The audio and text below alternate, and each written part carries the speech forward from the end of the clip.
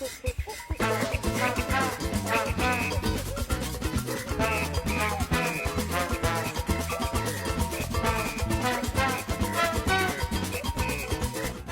eş kardeş. Salamünaleyküm.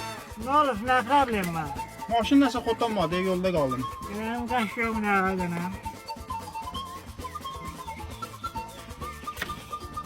Yandıran var, yandıran. Yandıran yoxdur. Sən gözlə onda məni. Bir kilometr qabaqda mağazin var. Geyim oradan alım gətirim. Ben hiç Hə, gideyim. gəlirəm.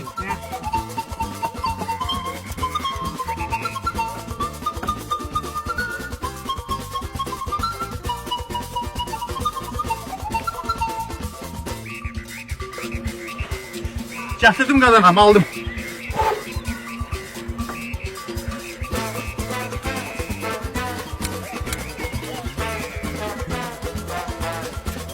Maşını düzəltməyə gəlin.